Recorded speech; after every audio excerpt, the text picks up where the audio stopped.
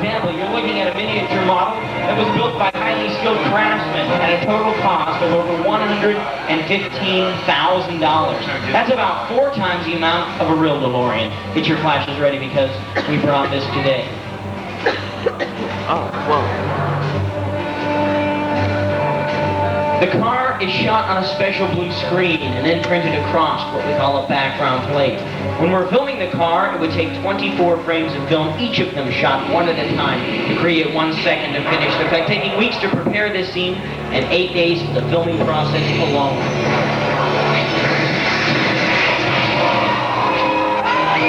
Then there are the scenes we filmed inside of the car. To get a shot like this one, we've created a small piece of that DeLorean. That was the piece that the camera could see. The secret is a hand-operated device called a gimbal. The gimbal gives the illusion of motion. Here you are on the soundstage, moving the car with the gimbal, or adding a little bit of weather, some lights for the traffic. Then you have the scene. This is where we've gone out into the audience to ask for a little bit of help in recreating that scene from Back to the Future Part 2. Marion, my assistant, has already placed all of our volunteers inside of the car and around the car. This gentleman will be moving the car around. We've got another volunteer that's going to help us with the weather effects. And Marty and Jennifer are inside of the car. Marty, Jennifer, you've never been inside a DeLorean flying around, so make this look very convincing. You may need to see all kinds of shock and things. Watch the center screen for all of the action. And action, shake the car. There we go. Wait, there is a problem. We can't see Marty. Marty, are you down there, buddy? Oh, there he is. Okay, yeah. Oops, I heard him. Now, Jennifer, this is where the acting starts. A little screaming and waving your arms around. Wave your arms around. Oh, that's good, Jennifer. That's it. See, folks, right now Jennifer is a little nervous because her boyfriend cannot see over the dashboard. Not to worry. Don't worry about that, Jennifer. Jennifer, this is where you go crazy at this point. We've got the weather effects going. Chill that. Well, that's good driving. Marty, hold on to the wheel. Okay, good. How about a round of applause for everybody here? Helping us out with our weather effects, thank you so much, and Marty and Jennifer. Jennifer, those acting lessons are really paying off. Nice one. Very nice. Where's the guy who played Marty? Go ahead and take your seats, guys. Thanks very much. The guy who played Marty, come over here. Right over here, come on. Right over here in the spotlight. Hi there. Hi, what is your name? Kevin. Kevin, how old are you, Kevin? 6. 6 years old, and what do you think, out of all the movies you've seen, Kevin, what's your favorite movie of all time? Back to the Future. That's what I thought. How about a round of applause? Bye, Kevin.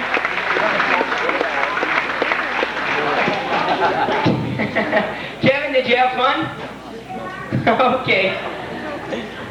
Now, the DeLorean was certainly not the only mode of transportation that we used in the future. Something else was called a hoverboard.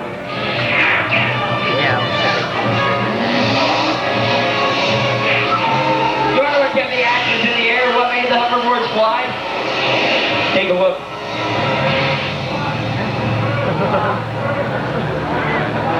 Okay, it's not advanced technology, but it works. What appears to be hover power is actually horsepower supplied by these trucks. Here's Michael J. Fox. He is supported by sturdy wires that are made invisible through state-of-the-art computer graphics, a time-consuming and expensive process that would scan each frame of film to replace colors of the wire with the color of the background. Here's the courthouse square located on the back lot, completely redone 4 times for 4 time periods in the Back to the Future films. We made it look like 1955, 1985, 2015, and there was an evil and alternate 1985. And this, the final exciting climactic scene from the original Back to the Future. Now, John Brown, played by Christopher Lloyd, was only actually on the back lot for 1 day shooting this scene. Most of the shots were done inside of a soundstage where we have a complete control over every shooting aspect and can control the weather by making it thunder or lightning whenever we choose. Okay, everybody, get ready. And this.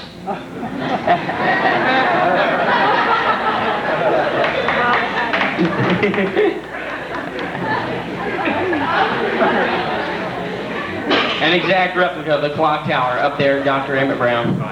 How's it going, Doc? Okay. Well, Doc, you look great. Doc's only about 10 feet off the ground. We can see that. Look through the eyes of the camera. Look up here on the screen. Doc looks a little like Phyllis Diller now. Nice one. Doc, at the end of Back to the Future, Marty has got to go from 1955 to 1985 with one problem. The cord was severed. You've got to get the plug in the socket. Do you remember that scene in the movie? No? Okay, Doc. Audience, what was the weather like that night? Thunder. Stormy, that's right. Doc, this is a storm scene, so we must cue the wind. Something else besides wind. What else? Rain. Do you like rain, Doctor? No? Let it rain. How about thunder and lightning? You like that? Okay. Don't worry about the storm. Just get the plug in the socket. I'm gonna get it first, Doc. Wait a minute. It is the worst. Look out. No.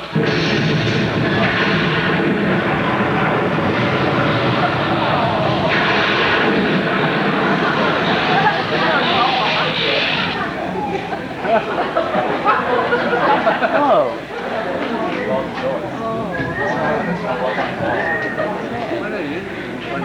Where's this guy's family? Who came with this guy today? Where'd they go? Right up here in the front. Sir, how are you? Do you have a good life insurance policy on him? Okay. I tell you what, right now we're going next door. We're going to see the magic of Alfred Hitchcock. So.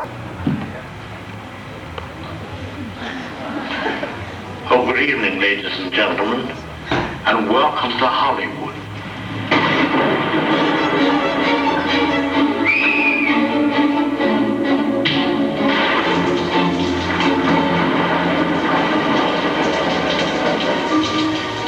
Gee, sorry I didn't hear you in all this rain.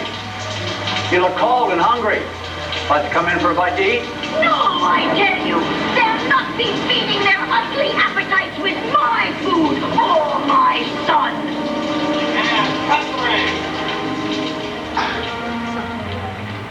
Alfred Hitchcock's Psycho. The story of a young man and his mother. One of them being not quite, well, you know. Hi, I'm Anthony Perkins. As you may recall, I played the role of Norman Bates in what became the most famous of all of Hitchcock's films. Hitch was a master storyteller. He loved to make movies that would keep audiences in his total control. He would lead them down a path of expectations, only to suddenly send them off in an entirely new direction. This was known as the plot twist, and Psycho was its premier example. Now combine this with the photography, the editing, the soundtrack, and all the other technical elements. The final result was just as Hitchcock planned, to hear the audience scream.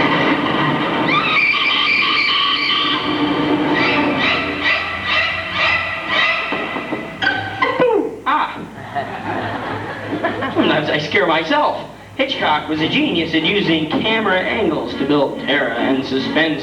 Being systematic and calculating with the planning of each one of those scenes, every shot was carefully storyboarded long before the filming of Psycho began.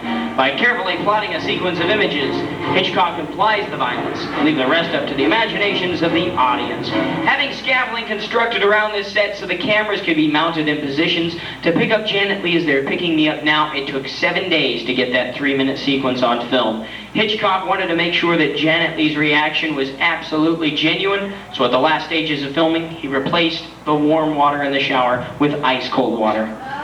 And so it shocked her.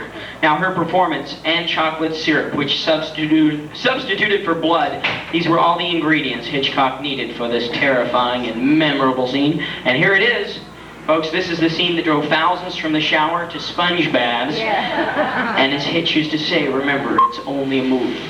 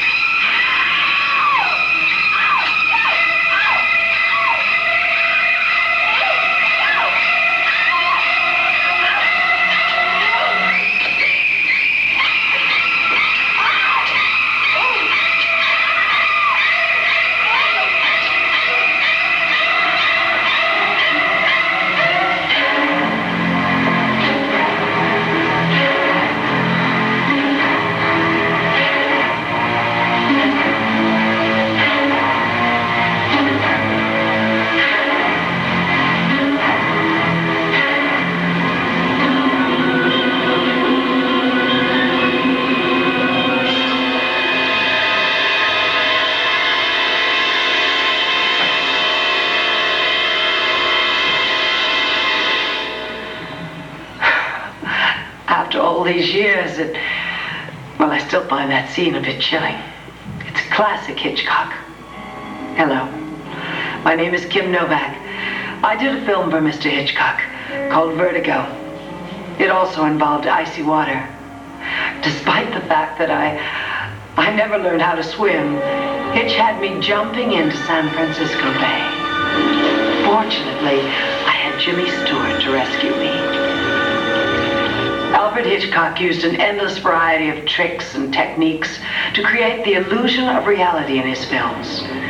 For instance, when we made Vertigo, Jimmy's character is petrified of heights. So Hitch dreamed up an amazing effect that combined camera movement and model photography that gives the audience the dizzy sensation of vertigo.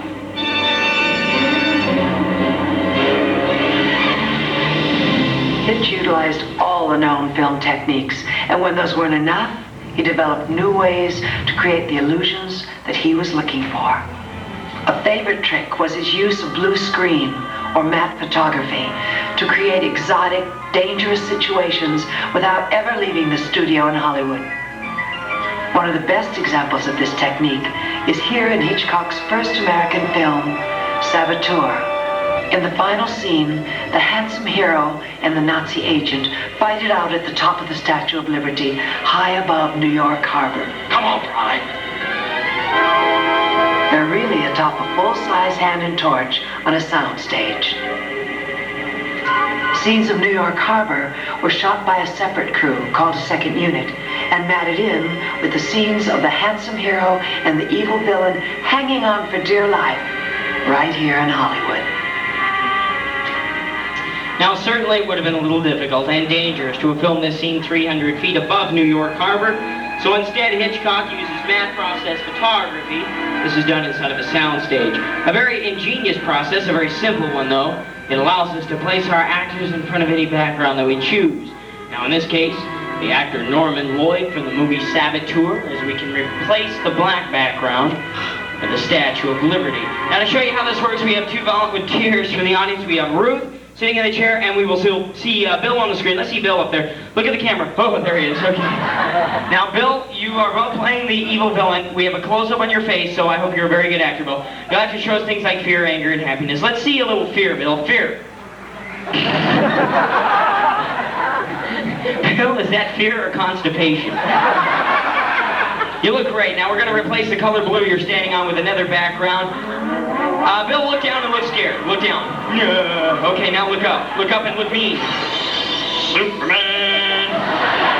Nice job, Bill. Okay, Ruth, it's your turn. As soon as that camera moves, now by moving the camera away from Ruth, it's going to make it look as though she's falling about 300 feet. So Ruth, as soon as the camera moves, kick your legs and wave your arms. Because folks, in the movie Saboteur, Norman Lloyd falls off the statue. He's hanging onto the arm of Robert Cummings. Now that is your part, Bill. You're looking up at Robert Cummings. He's the only man who can save your life, but you're literally hanging on by a thread. Ruth, don't forget to scream and wave your arms, kick your legs, go crazy. Action! Let's start this scene. We start with you, Bill. Let's see that fear again. Fear!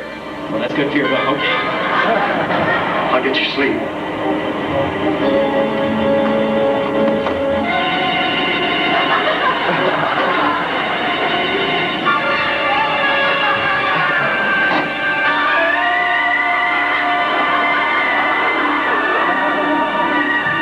Okay, how about a round of applause for Bill and Ruth? Nice job, Ruth. Hey, Bill, you scared me. Ooh. Alfred. And with that delightful bit of Americana, we reluctantly drop our